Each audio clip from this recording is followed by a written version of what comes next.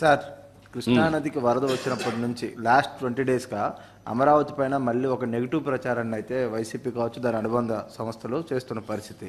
అంటే పర్టికులర్గా ఈ ముంపు ప్రాంతంలో రాజధాని అవసరమా, చేయడానికి లక్షల కోట్లు ఖర్చు పెట్టాల్సిన పరిస్థితి, ఈ టైప్ ఆఫ్ వర్డ్స్ వైసీపీ నేతల నుంచి పర్టికులర్గా వస్తూ ఉన్నాయి. ఈ తెలివైన మేధావుల్ని చెన్నైని మార్చేయమనండి, బెంగళూరు సిటీని మార్చేయమనండి, బాంబే సిటీని మార్చమనండి, హైదరాబాద్ సిటీని మార్చమనండి. బుద్ధి జ్ఞానం ఉంటే మాట్లాడడం మానేయమనండి, బుద్ధి జ్ఞానం లేకపోతే మాట్లాడమనండి. మీ ఇంటి మీద నీళ్ళు వస్తాయని ఆకాశంలో పోతావు, నువ్వు ఇంటికి నీళ్లు రాకుండా చూసుకోవాలి. ఊరికే మర్యాద చెప్తే మర్యాద కూడా లేదు వీళ్ళకు. మర్యాద తెలుసుకునేది నేర్చుకోవాలి. ఇంకొకసారి మాట్లాడితే ఆ నాలుకలు తాళాలు వేయాల్సి వస్తుంది. వాట్ నాన్ సెన్స్, ఏంటి తమాషగా ఉంది. ఇన్నింటి వాస్తవాలు లెక్క పెట్టుకుంటూ రాజకీయం కోసం అసహ్యమైన రాజకీయాలు చేస్తారా మీరు? కకృతి రాజకీయాలు పడతారా మీరు? మాట్లాడేవాళ్ళు లేరని మీ ఇష్ట ప్రకారం మాట్లాడతారా? విషయం కక్కుతారా? ఎందుకంటే విషయం కక్కడం, విశాఖపట్నం ఉదూది ఏమైంది?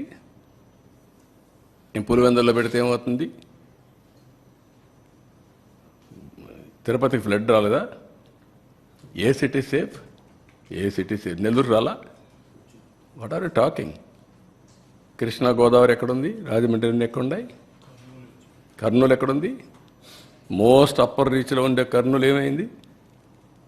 కర్నూలు కొట్టుకుని పోయే పరిస్థితి లేదా? బుద్ధి జ్ఞానం ఉండాలి మాట్లాడాలంటే. మీరు చేసిన ఏదో పనులకి ఒక మాటలో చెప్పాలంటే నేల మీద ముక్కు పెట్టి రాసుకోవాలి. మీరు తప్పుడు పనులు చేసి కొంచెం పాలిష్డ్గా మాట్లాడుతున్నాం. పాలిష్డ్గా మాట్లాడితే వాళ్ళకి ఎక్కదు. ఎక్కని వాళ్ళకి ఏం చేయాలో కూడా చేసి చూపించాల్సిన అవసరం ఉంది. అదే జరుగుతుంది రేపు. మొన్న చూశారు మీరు, అక్కడ పోతే వీళ్ళని ఏం చేశారు. అదే జరగాలి ఈ రాష్ట్రంలో.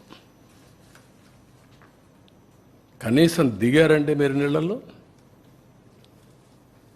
ఈస్ట్ గోదావరి జిల్లాకు పోతే రోడ్డు మీద తిరిగి మీరు వస్తే మీకు బాధలు తెలుస్తాయండి. మీకు నీళ్ళల్లో దిగనవాడు, బురదలో దిగేదానికి నీకు ఆలోచన చేసేవాడు, నువ్వు ప్రజాసేవ పనికొస్తావు. నువ్వు అంటే ఏమనుకుంటున్నారు మీరు?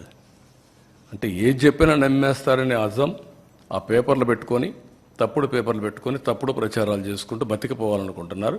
ఆ ఆటలు సాగవు. అది గుర్తుపెట్టుకోమని హెచ్చరిస్తాను. అందుకే ప్రజలు కూడా 11 సీట్లు ఇచ్చి ఏ విధంగా తీర్పు ఇవ్వాలని ఇచ్చారు. That it self is an indication. ఊరంతా ఒక దారి, వీళ్ళది ఇంకొక దారి అంటారు. ముసలివాళ్ళు అంటే నడవలేని ముసలివాళ్ళు పెన్షన్ డబ్బులు తీసుకొచ్చి ఇచ్చి ఒక నెల నాకు పర్వాలేదు, లేకుంటే 4-5 నెలలు సేవ్ చేసుకున్నాను, ఈ డబ్బులంతా ఇస్తానని చెప్తే బుద్ధి జ్ఞానం ఉందా మీకు? ఎంత రెస్పాన్స్ అండి? వై పీపుల్ ఆర్ గివింగ్ అంటే అమాయకులు వాళ్ళు. ఒక విపత్తు వచ్చినప్పుడు ప్రవర్తించవలసిన తీరది. వాళ్ళు మనుషులు. నువ్వు మనిషి కాదు కాబట్టి, ఈ పార్టీ మనుషులు కాదు కాబట్టి ఇష్ట ప్రకారం మాట్లాడుతున్నారు. మానవత్వం లేకుండా మాట్లాడుతున్నారు. పుండు మీద కారం చల్లినట్టు. పార్టీ తరపున అనౌన్స్ చేశారు అమౌంట్.